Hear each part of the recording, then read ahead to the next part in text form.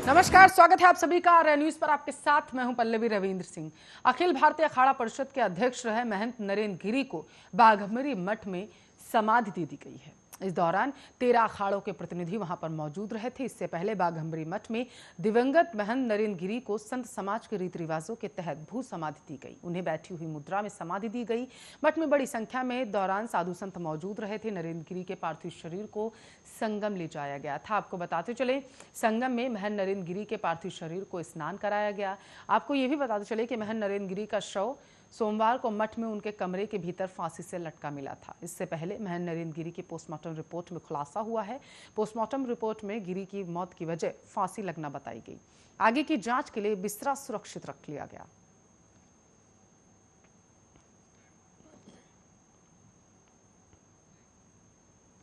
तो वहीं अखाड़ा परिषद के अध्यक्ष महंत नरेंद्र गिरी की मौत को लेकर साधु संतों के बयान लगातार सामने आ रहे हैं। इस मामले पर निरंजनी अखाड़ा के रविंद्र पुरी ने बड़ा बयान दिया। रविंद्र पुरी ने कहा है कि फांसी में सिर के पीछे चोट कैसे हो सकती है, ना जुबान चढ़ी ना आंखें, तो ये फांसी कैसे।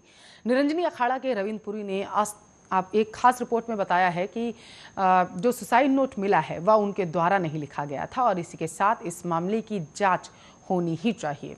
आपको बता चले, आगे उन्होंने अपनी बात को बढ़ाते हुए कहा कि ऐसा प्रतीत हो रहा है किसी बीए पास लड़के ने यह पत्र लिखा। इस संबंध में अखाड़ा अपने स्तर से भी जांच कर रहा है। पुरी ने बताया है कि महंत के निधन पर अखाड़े में 7 दिन का शोक है। अखाड़ा परिषद के अध्यक्ष पद का निर्णय 16 दिन बाद होगा, यानी सोष्टी के बाद होगा। रविंद्र पुरी का कहना है कि महंत के कथित सुसाइड नोट में बलवीर गिरी लिखा है, जबकि वह गिरी नहीं पुरी है। महंत नरेंद्र गिरी ऐसी गलती नहीं कर सकते। बताते चले कि महंत नरेंद्र गिरी निरंजनी अखाड़ा के मढ़ी मुल्तानी से थे।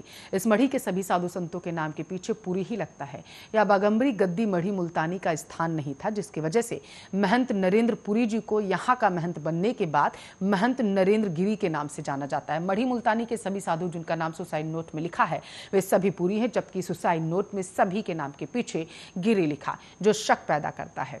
नरेंद्र गिरी दूसरी मंजिल पर रहते थे, तो उस दिन विश्राम के लिए गेस्ट हाउस में आखिर क्यों गए, अपने कमरे में क्यों गए। फांसी अपने कमरे में भी लगा सकते थे। अब अखाड़ा परिषद के महासचिव महंत हरिगिरी महाराज हैं, उन्होंने बलवीर गिरी के नाम पर सवाल उठाया। रविंद्र पुरी ने कहा है कि कैसे वो अध्यक्ष बन सकता है, या फैसला अखाड़े का है, सर्वसम्मति से निर्णय लिया जाएगा। पुडुचेरी में स्थानीय निकाय चुनावों की तारीखों का ऐलान कर दिया गया। यहां 3 चरणों में चुनाव होंगे। पहले चरण का चुनाव 21 अक्टूबर, दूसरे का 25 अक्टूबर, तीसरे का 28 अक्टूबर को होगा। यहाँ 15 साल बाद स्थानीय निकाय के चुनाव हो रहे हैं। आखिरी बार यहाँ 2006 में चुनाव हुए थे। उसके बाद कई कारणों के चलते यहाँ स्थानीय निकायों के चुनाव नहीं हो सके। राज्य चुनाव आयोग के मुताबिक पुडुचेरी में 3 चरणों में 5 नगर पालिकाओं और 10 पंचायतों के लिए चुनाव होंगे। पहले चरण में 21 अक्टूबर को कराईकल, माहे और यनम नगर पालिका में चुनाव होंगे। दूसरे चरण में पांडिचेरी और उझरवरकरी और तीसरे चरण में पंचायतों में चुनाव होंगे। पहले राउंड के लिए नामांकन की प्रक्रिया 30 सितंबर से शुरू होगी और 7 अक्टूबर को खत्म। दूसरे राउंड के लिए 4 अक्टूबर से 11 अक्टूबर तक और तीसरे राउंड के लिए 7 अक्टूबर से 15 अक्टूबर तक प्रक्रिया होगी। 31 अक्टूबर को नतीजे घोषित होंगे। चुनाव आयोग के मुताबिक वोटिंग का समय सुबह 7 बजे से शाम 6 बजे तक का रहेगा। कोरोना मरीज शाम 5 बजे से 6 बजे तक वोट डाल सकेंगे। स्थानीय चुनाव में 10 लाख के आसपास ज़्यादा वोटर्स डाले जाएंगे, जिनमें 4.72 लाख पुरुष और 5.30 लाख महिला वोटर हैं। वहीं 117 ट्रांसजेंडर वोटर्स भी अपने वोट का इस्तेमाल करेंगे।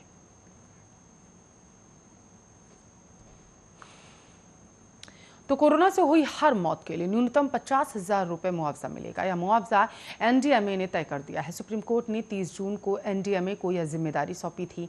अब केंद्र सरकार ने कोर्ट में हलफनामा दायर कर बताया है कि एनडीएमए ने मुआवजा तय कर इस बारे में राज्यों को निर्देश जारी कर दिया। मुआवजे की राशि राज्यों को आपदा प्रबंधन कोष से दी जाएगी। सुप्रीम कोर्ट में 2 वकीलों गौरव कुमार बंसल और रीपक कंसल की तरफ से याचिका दाखिल की गई। दोनों का कहना था कि नेशनल डिजास्टर मैनेजमेंट एक्ट की धारा 12 में आपदा से मरने वाले लोगों के लिए सरकारी मुआवजे का प्रावधान है। पिछले साल केंद्र ने सभी राज्यों को कोरोना से मरने वाले लोगों को 4 लाख रुपए मुआवजा देने का ऐलान किया था। इस साल ऐसा नहीं किया गया। इसके जवाब में केंद्र ने कहा था कि कोरोना के चलते राज्यों को पहले ही बहुत अधिक खर्च करना पड़ा था, उन पर मुआवजे का बोझ झेलना पड़ा था। 30 जून को दिए आदेश में सुप्रीम कोर्ट ने कहा था कि देश में कोरोना से हुई हर मौत के लिए मुआवजा दिया जाना चाहिए। कोर्ट ने माना था कि इस तरह की आपदा में लोगों को मुआवजा देना सरकार का वैधानिक कर्तव्य, लेकिन मुआवजे की रकम कितनी होगी यह फैसला कोर्ट ने सरकार पर ही छोड़ दिया था। 2 जजों की बेंच ने फैसले में इस बात को दर्ज किया था कि महामारी के दौरान इलाज की बेहतर सुविधा और जरूरतमंदों तक भोजन और दूसरी सुविधा पहुंचाने में केंद्र और राज्यों को काफी खर्च करना पड़ रहा। सुप्रीम कोर्ट ने एनडीएमए से कहा था कि वह 6 हफ्ते में मुआवजे की रकम तय कर राज्यों को सूचित करे। एनडीएमए ने बाद में कोर्ट से अतिरिक्त समय की मांग की थी। अब कोर्ट के फैसले के करीब 12 हफ्ते बाद उसने मुआवजे पर निर्णय ले लिया। एनडीएमए की तरफ से जारी निर्देश में कहा गया है कि मुआवजे का वितरण डीडीएमए के जरिए होगा। मृतक के परिवार की तरफ से आवेदन मिलने के 30 दिन के भीतर डीडीएमए उसका निपटारा कर देगा। मुआवजा आधार लिंक्ड डायरेक्टर बेनिफिट ट्रांसफर प्रक्रिया से होगा।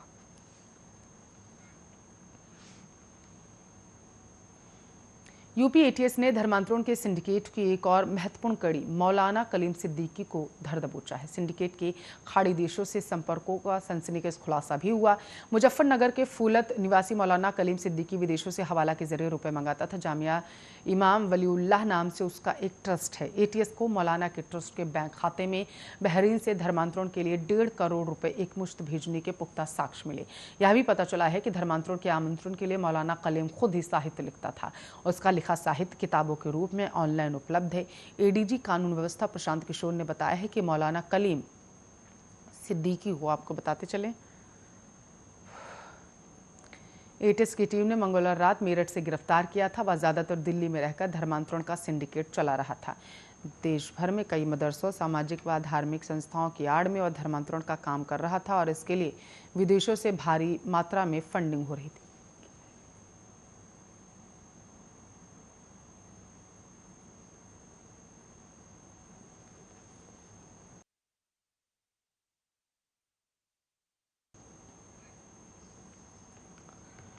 रानी पोखरी में पुल टूटने के बाद आवाजाही के लिए बनाए गए आपको बताते चले अस्थायी रास्ते के तीसरी बार वह जाने से स्थानीय लोगों को तमाम दिक्कतों का सामना करना पड़ रहा है। ऐसे में आम आदमी पार्टी के सीएम प्रत्याशी कर्नल अजय कोठियाल ने एक बार फिर से सरकार से दलगत राजनीति से हटकर लोगों की समस्या को देखते हुए पुल बनाने का सुझाव दिया।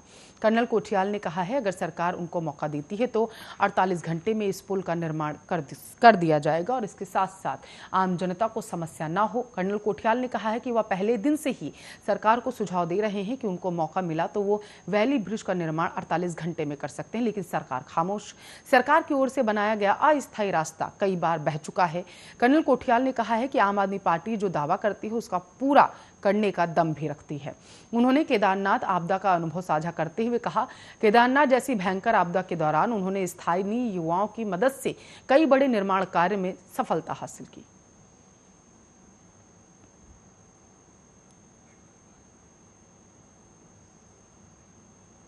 जयपुर में आपको बताते चले गहलोत सरकार के मंत्रिमंडल और मंत्रिपरिषद की बैठक 2 महीने बाद आज आयोजित की गई थी। मुख्यमंत्री अशोक गहलोत की अध्यक्षता में होने वाली इस बैठक में 1 दर्जन से ज्यादा एजेंडों पर चर्चा की गई थी। ज्यादातर मंत्रियों को ऑफलाइन शामिल होने के लिए कहा गया था। बैठक को लेकर मंत्रिमंडल सचिवालय की ओर से सभी मंत्रियों को सूचना दे दी गई थी पहले से ही। आपको बताते चले अध्यक्षता में गहलोत की अध्यक्षता में पहले आज शाम 4 बजे कैबिनेट और उसके बाद 4:30 बजे मंत्रिपरिषद की बैठक हुई थी।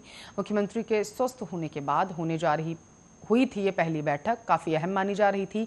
बड़ी बात इसमें यह रही थी कि इस बार आपको बताते चले मंत्रिपरिषद की बैठक वर्चुअली नहीं रखी गई थी।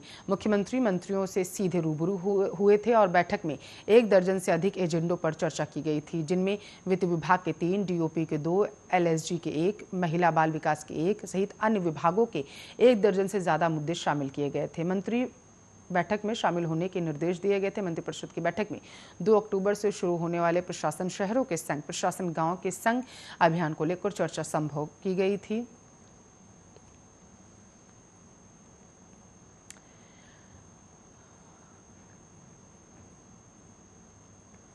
इसके साथ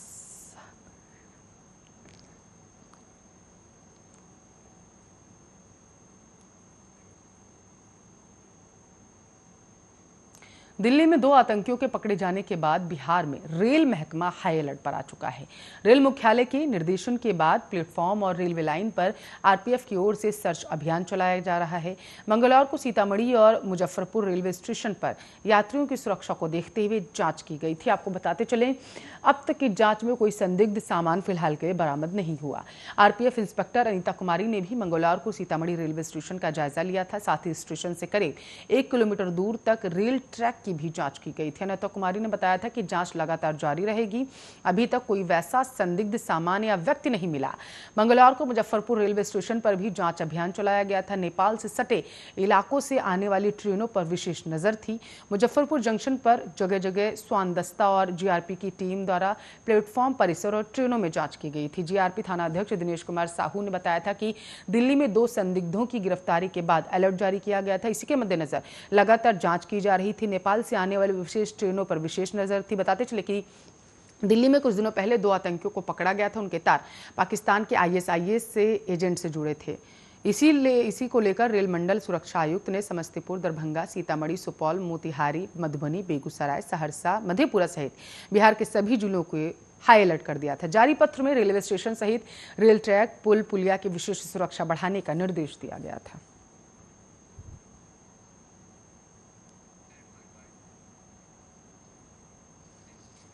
कर्नाटक के कोप्पल जिले के हनुमा सागर के पास आपको बताते चले मियापुरा गांव में एक दलित लड़के के माता पिता पर 23,000 रुपए का जुर्माना लगाया गया, क्योंकि उनका 2 साल का बेटा हनुमान मंदिर में भगवान का आशीर्वाद लेने के लिए चला गया। बच्चे को उसके पिता उसके जन्मदिन पर हनुमान मंदिर ले गए थे। चूंकि यहाँ दलितों को मंदिर के आने की मनाही है, आपको बताया मंदिर के सामने खड़े होकर वो प्रार्थना कर रहे थे। पिता अपने बेटे के साथ बाहर से भगवान की प्रार्थना करना चाहता था, लेकिन उत्साह में बच्चा भागकर मंदिर के अंदर चला गया और भगवान से प्रार्थना की और फिर वापस आ रहा था। घटना के बाद यह एक बड़ा मुद्दा बन गया। वहां पर ऊंची जाति के ग्रामीणों ने मंदिर में दलित लड़के के प्रवेश के बाद अपवित्र मान लिया। उन्होंने एक बैठक की और माता पिता पर 23,000 का जुर्माना ठोक दिया, जिसका इस्तेमाल मंदिर में शुद्धिकरण के लिए उन्होंने कहा कि किया जाएगा। हालांकि जिला प्रशासन को इस घटना की जानकारी होने पर पुलिस, राजस्व और समाज कल्याण विभाग के अधिकारियों को गांव भेज दिया गया। अधिकारियों ने सभी ग्रामीणों के लिए भेदभाव के संबंध में जागरूकता कार्यक्रम आयोजित किया था। अधिकारियों ने दलित लड़के के माता पिता पर जुर्माना लगाने के लिए ऊंची जात के सदस्यों को काम सौंपा और चेतावनी दी कि अगर वे ऐसा दोहराते हैं तो कानूनी कार्रवाई की जाएगी।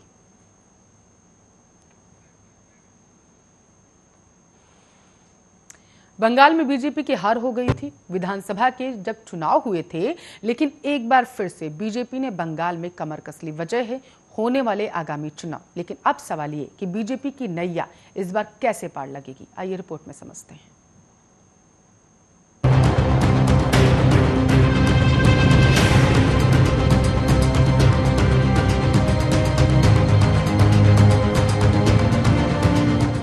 मई 2021 से पहले पश्चिम बंगाल में बीजेपी 200 से ज्यादा सीटें जीतकर सरकार बनाने के दावे करती नहीं थक रही थी और अब अपने बिखरते कुनबे को बचाने में बीजेपी जुटी हुई है। विधानसभा चुनाव में नाकामी और कुनबे के बिखराव का सिलसिला जारी रहने का खामियाजा प्रदेशाध्यक्ष दिलीप घोष को भुगतना पड़ा।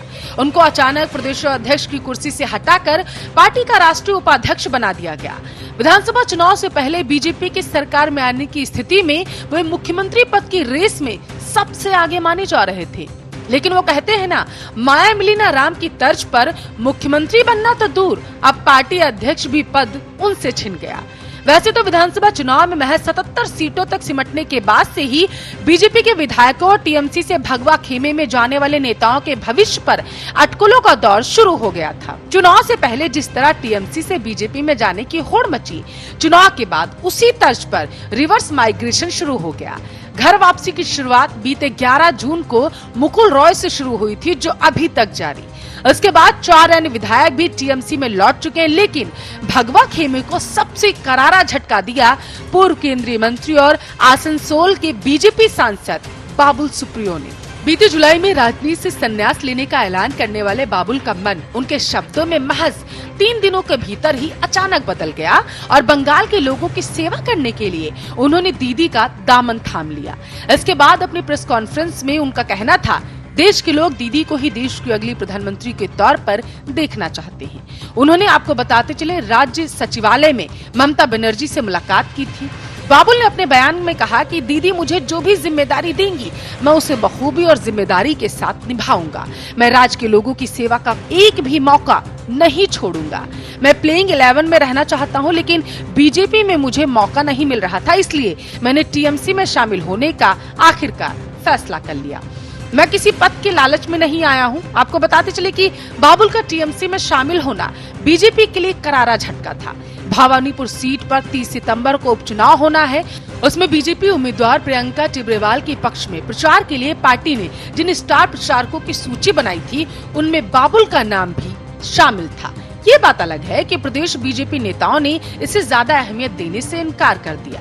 प्रदेश बीजेपी अध्यक्ष दिलीप घोष ने बाबुल को राजनीतिक पर्यटक बताते हुए कहा, उनके टीएमसी में आने जाने से कोई फर्क नहीं पड़ेगा। लेकिन उसके 48 घंटे के भीतर ही दिलीप घोष को उनके पद से हटाकर राष्ट्रीय उपाध्यक्ष बना दिया गया। मुकुल रॉय के टीएमसी में शामिल होने के बाद से ही यह पद खाली था। ऐसे में इसे दिलीप घोष का डिमोशन मानने वालों की भी अब कमी नहीं है। घोष बार बार कहते रहे हैं कि वे केंद्र की बजाय बंगाल में ही काम करना चाहते हैं। अध्यक्ष के तौर पर दूसरे कार्यकाल का करीब 16 महीना बाकी रहते दिलीप घोष को अचानक क्यों हटाया गया, इस सवाल के कई अलग अलग जवाब मिल रहे हैं। बीजेपी नेताओं के एक गुट का कहना है कि विधानसभा चुनाव में पार्टी के खराब प्रदर्शन की वजह से ही उनको पद से हटाया गया। लेकिन हम आपको बता दें कि दिलीप के समर्थकों की दलील अलग है। उनका कहना है कि अगर पार्टी का प्रदर्शन खराब था तो इसकी जिम्मेदारी केंद्रीय नेतृत्व की है, दिलीप घोष की नहीं। दिलीप के गुट का मानना है कि केंद्रीय नेतृत्व ने अपनी नाकामी को छुपाने के लिए दिलीप को बलि का बकरा बना डाला। पार्टी का एक अन्य गुट दिलीप के विवादित बयानों को इसके लिए जिम्मेदार मानता है। खैर, आपको बताते चले कि बीजेपी को बंगाल में अपनी सियासी जमीन मजबूत करने के लिए अपना नया सारथी मिल चुका है। सुकांत मजूमदार उत्तर बंगाल से बीजेपी के पहले प्रदेशाध्यक्ष हैं। वैसे तो पूर्व अध्यक्ष तपन सिकंदर भी उत्तर बंगाल के ही रहने वाले थे, लेकिन वे ज्यादातर कलकत्ता में ही रहते थे और दमदम केंद्र से चुनाव लड़ते थे। बालूर घाट से बीजेपी सांसद सुकांत मजूमदार भी दिलीप घोष की तरह राष्ट्रीय स्वयंसेवक संघ की पृष्ठभूमि से ही आते हैं।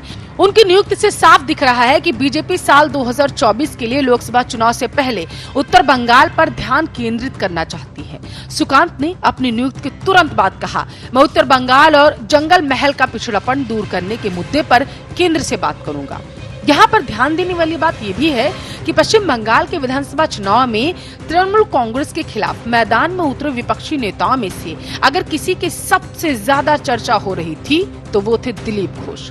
घोष भले ही कई बार अपने अटपटे और विवादित बयानों के लिए सुर्खियां बटोरते नजर आए, लेकिन बीजेपी अगर चुनाव में ममता बनर्जी को कड़ी चुनौती देने का दावा कर रही थी तो इसके पीछे घोष का ही योगदान अहम माना जाता है। आपको बताते चले यह घोष ही थे जिन्होंने पार्टी को आंतरिक राजनीति से उबार कर पहले लेफ्ट और कांग्रेस को धकेलते हुए प्रमुख विपक्षी पार्टी के तौर पर बीजेपी को पश्चिम बंगाल में स्थापित कर दिया। खैर, आपको बता दें कि राजनीतिक पर्यवेक्षकों का कहना है कि घोष ने भले ही बीजेपी के अंतर्कलह पर काबू पाकर उसे तृणमूल कांग्रेस के सामने चुनौती देने की स्थिति में पहुंचा दिया, लेकिन विधानसभा चुनाव में हार और विवादित बयानों की वजह से केंद्रीय नेतृत्व उनसे नाराज था। पार्टी के कई नेता भी केंद्रीय नेतृत्व से लगातार उनकी शिकायत कर रहे थे। घोष को हटाने के कयास तो चुनावी नतीजे आने के बाद से ही लगने लगे थे, लेकिन यह सब कुछ इतना अचानक होगा इसकी उम्मीद शायद खुद उनको भी न रही होगी। अब नए अध्यक्ष के लिए घोष की विरासत से जूझते हुए पार्टी को एकजुट रखना ही सबसे बड़ी पश्चिम बंगाल में बीजेपी की चुनौती होगी। स्पेशल डेस्क आर्य न्यूज।